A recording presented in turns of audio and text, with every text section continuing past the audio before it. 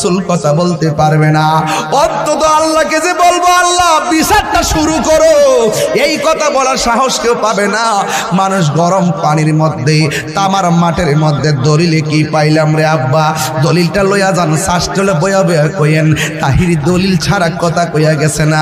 দলিলের মধ্যে পাইছি বাইদ আফরা, সেই মাঠটা হবে পুরা মাটির মাঠ।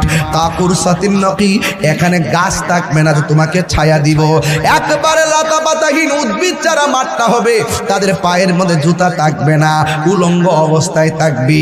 এই গরম পইরা পানির সাগর হয়ে যাবে। একদিন না, 2 দিন না, 50,000 বছর পর্যন্ত ওই মাঠটার মধ্যে বিচারের জন্য দাঁড়ায় থাকবো। আমরা বলবো আদম গো একটু কন্যা বিচারটা শুরু করতো। আদম বলে আমার সম্ভব না। ও ইব্রাহিম গো আপনি কন্যা একটু বিচারটা শুরু করতো। বিচার শুরু করবে না। ওই ময়দানে যার কথার দ্বারা বিচারটা শুরু হবে তিনি হলো তোমার নবী। কেন আমি তাহিরি নবী নবী করি?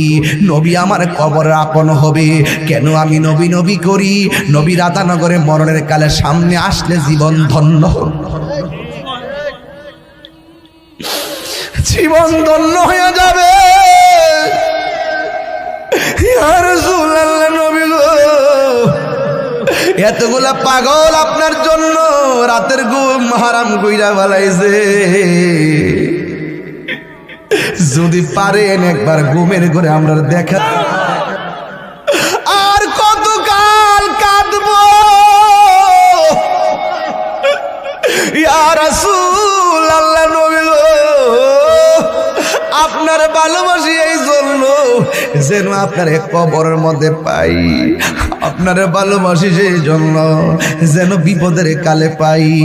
নামাজ পড়ছি পড়ার মতো পড়ি নাই, রোজা রাখছি রাখার মতো রাখি নাই, হজ করছি করার মতো করি নাই, যাকাত দিছি দেওয়ার মতো দেই নাই, নেক কাম করছি করার মতো করি নাই।